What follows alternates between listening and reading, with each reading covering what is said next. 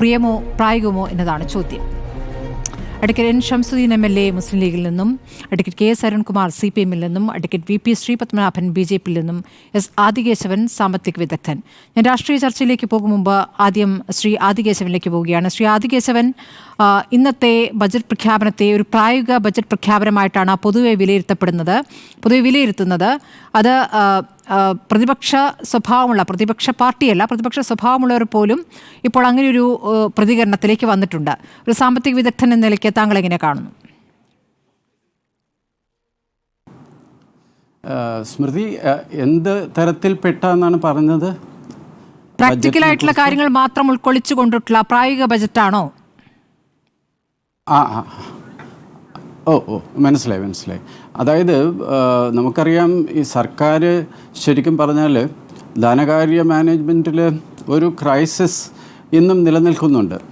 ആദ്യത്തെ 1-2 പാരഗ്രാഫിൽ ധനമന്ത്രി അതെല്ലാം മാറി, ഇനി പ്രശ്നങ്ങളൊന്നുമില്ല, ഫിസ്ക്കൽ മാനേജ്മെൻറ്റ് കാര്യക്ഷമമായിട്ട് നടത്താൻ സാധിച്ചു എന്നുള്ള ഒരു ടോണിൽ വളരെ പോസിറ്റീവായിട്ടാണ് പ്രസംഗം തുടങ്ങുന്നതെങ്കിലും നമുക്ക് ബഡ്ജറ്റിലെ അനൗൺസ്മെൻറ്റ്സ് എല്ലാം പോസിറ്റീവായിട്ടുള്ള കുറേ കാര്യങ്ങളുണ്ട്. അപ്പോൾ നമുക്ക് ആദ്യമേ നല്ല അനൗൺസ്മെൻറ്റ്സ് ഏതൊക്കെയാണെന്നുള്ളത് 1-2 പറഞ്ഞിട്ട് ഈ ബഡ്ജറ്റിലുള്ള പ്രായോഗികമായ പ്രശ്നത്തിനെക്കുറിച്ചും 1-2 പരാമർശം നടത്താമെന്ന് ഞാൻ വിചാരിക്കുന്നു. കുറേ അനൗൺസ്മെൻറ്റ്സ് ഉണ്ട്. അതായത് ഏറ്റവും പ്രധാനപ്പെട്ട ഒരു 4-5 എണ്ണം നാം എടുക്കുകയാണെന്നുണ്ടെങ്കിൽ, സാധാരണക്കാർക്ക് ഗുണകരം ആയേക്കാവുന്ന സജഷനിൽ ഏറ്റവും പ്രധാനപ്പെട്ട ഒന്ന് കോപ്പറേറ്റീവ് ഹൗസിംഗ് സ്കീം.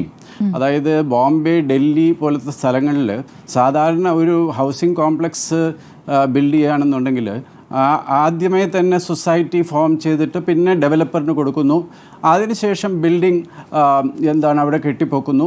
ആ രീതിയിലുള്ള ഒരു സമീപനം ഇവിടെ വന്നിട്ടില്ല കേരളത്തിൽ. അപ്പോൾ അത് പ്രോത്സാഹിപ്പിക്കാനായിട്ട് സർക്കാർ ശ്രമിക്കും. ഞാനത് ആദ്യമായിട്ട് പറയാൻ കാരണം, ധനമന്ത്രി മീഡിയയോട് സംസാരിക്കുമ്പോൾ ഞാൻ കേൾക്കുകയുണ്ടായി, അതാണ് അദ്ദേഹത്തിന് ഒരുപക്ഷെ ഏറ്റവും ഇഷ്ടപ്പെട്ട പ്രഖ്യാപനം എന്ന് പറഞ്ഞതുകൊണ്ട് മാത്രം അത് പറയുന്നു. 20 കോടി രൂപ ഇൻട്രസ്റ്റ് സബ്വെൻഷന് വേണ്ടി അഫോർഡബിൾ ഹൗസിംഗ് ആണ്, സാധാരണക്കാർക്ക് വേണ്ടിയിട്ടുള്ള പാർപ്പിട സമുച്ചയങ്ങൾ കെട്ടിപ്പൊക്കാൻ വേണ്ടിയിട്ടുള്ള നീക്കിയിരിപ്പ് 20 കോടി, നല്ല കാര്യം. പിന്നെ തിരുവനന്തപുരം കോഴിക്കോട് മെട്രോ പ്രോജക്റ്റ് മുൻപോട്ട് പോകുമെന്ന് പറയുകയും തിരുവനന്തപുരത്തെ പ്രാരംഭ നടപടികൾ ഈ വർഷം തന്നെ തുടങ്ങും എന്ന് പറയുകയും ചെയ്തു, നല്ല കാര്യം. വിഴിഞ്ഞം, കൊല്ലം, പുനലൂർ, അതൊരു ഈ വികസന ത്രികോണ മേഖല എന്നുള്ള കോൺസെപ്റ്റിൽ നേരത്തെ അനൗൺസ് ചെയ്തതാണ്. പക്ഷേ അത് 1000 കോടി രൂപ കിഫ്ബി വഴി അനുവദിക്കുമെന്ന് പറഞ്ഞു. പിന്നെ ഗ്ലോബൽ കാപ്പബിലിറ്റി സെൻറ്റേഴ്സ് തമിഴ്നാട്ടിലും കർണാടകത്തിലുമൊക്കെ അന്താരാഷ്ട്ര ബഹുരാഷ്ട്ര കമ്പനികൾ അവരുടെ ബാക്ക് ഓഫീസ്, റിസർച്ച് സെൻറ്റർ പോലത്തെ സ്ഥാപനങ്ങളെല്ലാം ഇന്ത്യയിലേക്ക് കൊണ്ടുവരുന്നതിൻ്റെ ഭാഗമായിട്ട് ഈ ഗ്ലോബൽ കേപ്പബിലിറ്റി സെൻറ്റേഴ്സ് നല്ലവണ്ണം പുരോഗമിക്കുന്നുണ്ട് ആ സംസ്ഥാനങ്ങളിൽ. അത് ഇവിടെയും ആകർഷിക്കാനായിട്ടുള്ള നടപടികൾ സ്വീകരിക്കും എന്ന് പറഞ്ഞു. പിന്നെ ഏറ്റവും പ്രധാനപ്പെട്ട ഒരു അടിസ്ഥാന സൗകര്യ മേഖലയെ സംബന്ധിച്ച് കോൺട്രവേഴ്സ്യൽ ആണെങ്കിലും എനിക്ക് പോസിറ്റീവ് എന്ന് തോന്നിയത്, കിഫ്ബിയെ റവന്യൂ ജനറേറ്റിംഗ് മോഡൽ എന്നുള്ള രീതിയിലേക്ക് മാറ്റും. അതിൻ്റെ വിശദവിവരങ്ങളൊന്നും പ്രഖ്യാപിച്ചിട്ടില്ല. പക്ഷേ എന്നാലും റവന്യൂ വരുമാനം കിഫ്ബി നടപ്പിലാക്കുന്ന പദ്ധതികളിൽ പരമാവധി സമാഹരിക്കാൻ സർക്കാർ ശ്രമിക്കും എന്നുള്ള അസന്ദിഗ്ധമായ ഒരു സൂചന ഈ ബഡ്ജറ്റിലുണ്ട്. വികസനത്തിനു വേണ്ടി താങ്ങാവുന്ന അത്ര, അത് എത്രത്തോളം ആവണം എന്നുള്ളതിനെക്കുറിച്ചൊക്കെ അഭിപ്രായങ്ങൾ കാണാം.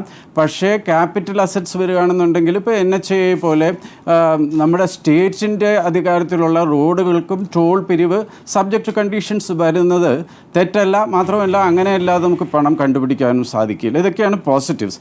പക്ഷേ ഒരു പ്രധാനപ്പെട്ട പ്രശ്നം സ്മൃതി, നമ്മൾ നോക്കുമ്പോൾ കഴിഞ്ഞ ഒരു 5 വർഷത്തെ ബഡ്ജറ്റ് നീക്കിയിരുപ്പും ആക്ച്വലായിട്ട് ചിലവാക്കിയതും തമ്മിൽ കമ്പയർ ചെയ്യുമ്പോഴാണ് നമുക്ക് ഈ പ്രശ്നം, സർക്കാരിനെ ഗ്രസിച്ചിരിക്കുന്ന അല്ലെങ്കിൽ കേരളം അഭിമുഖീകരിക്കുന്ന പ്രശ്നം എന്താണ് നമുക്ക് മനസ്സിലാവുള്ളൂ. 21-22 ബഡ്ജറ്റ് വഴി ചിലവാക്കാൻ ഉദ്ദേശിച്ച മൊത്തം തുകയാണ്, ഞാൻ ബഡ്ജറ്റിൻ്റെ തോതാണ് പറയുന്നത്. കാരണം ബഡ്ജറ്റിൽ കൂടുതൽ പൈസ അല്ലെങ്കിൽ ക്യാഷ് ചിലവാക്കാൻ സാധിച്ചാൽ അത് എക്സ്പാൻഷനറി ആവും. അതായത് നമ്മുടെ സാമ്പത്തിക വികസനത്തിന് അത് വഴി തെളിയും എന്നുള്ളതാണ് ഒരു അടിസ്ഥാന തത്വം. ആ രീതിക്ക് നോക്കുമ്പോൾ 21-22 1,64,000 1,64,400 ബഡ്ജറ്റ് ചെലവ് പ്രതീക്ഷിച്ചു. ആക്ച്വൽ ആയപ്പം 1,63,000. ഇനി പക്ഷേ 22-23 23-24 ഈ 21-22 ചിലവാക്കിയ തുകയെക്കാളും ഒരു 5,000 കോടിയെങ്കിലും കുറവേ നമ്മുടെ സംസ്ഥാനത്തിന് ചിലവാക്കാൻ സാധിച്ചിട്ടുള്ളൂ. ഓഡിറ്റഡ് അക്കൗണ്ട്സ് വന്നു കഴിഞ്ഞ സ്ഥിതിക്ക് അത് നമുക്ക് വ്യക്തമായിട്ട് കാണാം. അതായത് 63,000 21-22 സ്പെൻഡ് ചെയ്തപ്പോൾ അത് ഫോളോ ചെയ്തിട്ടുള്ള 2 വർഷവും 1,58,000 59,000 മാത്രമേ ചിലവാക്കാൻ സാധിച്ചിട്ടുള്ളൂ. 24-25 നടപ്പ് സാമ്പത്തിക വർഷം, അടുത്ത വർഷത്തെ ബഡ്ജറ്റാണ് അവതരിപ്പിക്കപ്പെട്ടത്. ഈ വർഷം 25-26 ബഡ്ജറ്റിൻ്റെ മൊത്തം തോത് 1.98 2 ലക്ഷം കോടിയിൽ അടുപ്പിച്ച്. പക്ഷെ നമ്മുടെ ആശങ്ക 3 വർഷവും പ്രഖ്യാപിച്ച തുക ചിലവാക്കാൻ സാധിച്ചില്ലെന്ന് മാത്രമല്ല, 3-2 വർഷം അതിന് മുമ്പത്തെ വർഷത്തിനേക്കാളും 5,000 കോടി കുറഞ്ഞ് അൾട്ടിമേറ്റായിട്ട് കണക്കെടുപ്പ് വരുമ്പോൾ നമ്മൾ സർക്കാർ ചിലവാക്കിയതായി നമ്മൾ കാണുന്നുള്ളൂ. അപ്പോൾ വിഭവ സമാഹരണത്തിന് വേണ്ടിയുള്ള കാര്യക്ഷമമായ പ്രപ്പോസൽസും നമ്മളിതിൽ കാണുന്നില്ല. കാരണം സോഷ്യൽ വെൽഫെയർ പെൻഷൻ കൂട്ടിയില്ലാതെ പോട്ടെ, പക്ഷേ വിഭവ സമാഹരണത്തിന് നമ്മുടെ മുമ്പിൽ 2 നിർദ്ദേശങ്ങളേ ഉള്ളൂ ഇതിൽ. ഒരെണ്ണം ആ കോർട്ട് ഫീ വർധനവ്, അത് എനിക്ക് തോന്നുന്നു 150 കോടി. പിന്നെ നമ്മുടെ ലാൻഡ് ടാക്സ് കൂട്ടുക എന്നുള്ളത് അത് 100 കോടി. അതോ ഇത് രണ്ടും മാറിപ്പോയതാണ് എൻ്റെ ഓർമ്മ. 150ഉം 100 കോടിയും. അപ്പോൾ 250 കോടിയുടെ ആക്ച്വൽ ആയിട്ടുള്ള അധിക വിഭവ സമാഹരണത്തിൻ്റെ കാര്യങ്ങളെ ബഡ്ജറ്റിലുള്ളൂ. പിന്നെ എങ്ങനെ ഈ ബഡ്ജറ്റിന് 1,90,000 സ്പെൻഡ് ചെയ്യാനുള്ള കെൽപ്പ് എങ്ങനെ ഉണ്ടാവും എന്നുള്ളതാണ് പ്രധാനപ്പെട്ട പ്രശ്നമായിട്ട് നമ്മുടെ മുമ്പിൽ അവശേഷിക്കുന്നത്. എസ്പെഷ്യലി കഴിഞ്ഞ വർഷങ്ങളിൽ പ്രതീക്ഷിച്ച അത്ര വരുമാനം കൈവരിക്കാൻ സാധിച്ചില്ല. അതുകൊണ്ട് ആക്ച്വലായിട്ട് നമ്മുടെ ഇക്കോണമിയെ പ്രചോദിപ്പിക്കാനായിട്ട് വളർച്ചയുടെ പാതയിലേക്ക് നയിക്കാനായിട്ട് സംസ്ഥാന സർക്കാരിന് ചിലവാക്കാൻ സാധിച്ചത് ഉദ്ദേശിച്ചതും വളരെ കുറവാണ്. കൂടാതെ ഈ എക്കണോമിക് സർവേ ഇന്നാണ് വന്നിട്ടുള്ളത്. അതിനെക്കുറിച്ച് ആദ്യം തന്നെ പ്രതിപക്ഷ നേതാവ് പ്രശ്നം ഉന്നയിച്ചു. നമ്മൾ സ്പീക്കറുടെ റൂളിംഗ് കണ്ടു. പക്ഷെ അതിൻ്റെ അകത്തുള്ള കാര്യങ്ങൾ ഫിഗേഴ്സ് നമ്മൾ നോക്കുമ്പോൾ സ്മൃതി, ഈ 22-23 23-24 24-25 കണക്കില്ല, 22-23 23-24 2 വർഷവും വളരെ സർപ്രൈസിംഗ് ആയിട്ട് വളരെ ആശങ്കമായ അല്ലെങ്കിൽ ആശങ്ക ഉളവാക്കുന്ന ഫിഗർ, നമ്മുടെ വളർച്ചാ നിരക്ക്, സംസ്ഥാനത്തിൻ്റെ സ്റ്റേറ്റ് ഡൊമസ്റ്റിക് പ്രോഡക്റ്റ് അല്ലെങ്കിൽ ആഭ്യന്തര ഉൽപ്പാദനത്തിൻ്റെ വളർച്ചാ നിരക്ക് ദേശീയ വളർച്ചാ നിരക്കിനേക്കാളും കുറഞ്ഞു നിൽക്കുന്നു.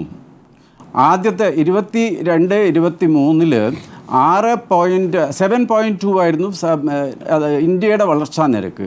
നമ്മുടെ സംസ്ഥാനത്തിൻ്റെ വളർച്ചാ നിരക്ക് 4 എന്നാണ് ഇക്കണോമിക് സർവേ പറയുന്നത്. ഇത് 7.2 ഇന്ത്യയുടെ വളർച്ചാ നിരക്ക്. നമ്മുടെ സംസ്ഥാനത്തിൻ്റെ വളർച്ചാ നിരക്ക് എക്കണോമിക് സർവേ പ്രകാരം 4.2.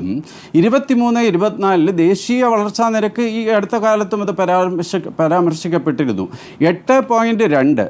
നമ്മുടെ സ്റ്റേറ്റ് ഡൊമസ്റ്റിക് പ്രോഡക്റ്റിൻ്റെ വളർച്ചാ നിരക്ക് 6.5. അപ്പോൾ ഉദ്ദേശിച്ച തുക ചിലവാക്കാൻ സാധിക്കുന്നില്ല. നമ്മുടെ സമ്പദ്ഘടനയുടെ ആഭ്യന്തര ഉൽപ്പാദനം സംസ്ഥാനത്തിൻ്റെ ദേശീയ വരുമാനത്തിനേക്കാളും കുറഞ്ഞു നിൽക്കുന്നു. ഒരേ ഒരു പോയിൻ്റ് കൂടി പറഞ്ഞ് ഞാൻ അവസാനിപ്പിക്കാം.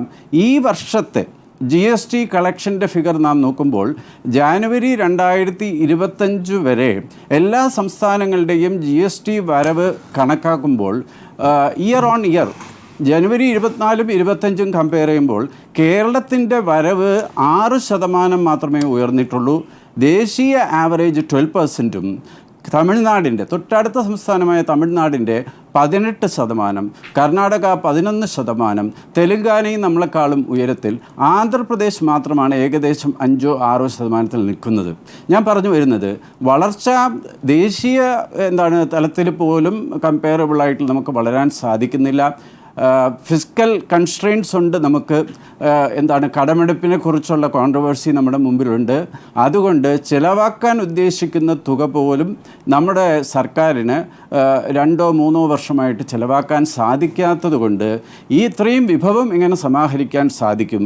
അത് സാധിച്ചിട്ടില്ല എന്നുണ്ടെങ്കിൽ ബഡ്ജറ്റിൽ ഉദ്ദേശിച്ച ചിലവും അതേപോലെ വിവിധ പദ്ധതികളുള്ള നീക്കിയിരിപ്പും എങ്ങനെ നാം നേടും എന്നുള്ളതിനെക്കുറിച്ചുള്ള ഡൗട്ട്സാണ് വളരെ പ്രധാനമായിട്ടും നമ്മുടെ മുമ്പിൽ ഈ ബഡ്ജറ്റിനെ അവലോകനം ചെയ്യുമ്പോൾ നമ്മുടെ മുമ്പിൽ ഉയർന്നു വരുന്നത്. ശരി.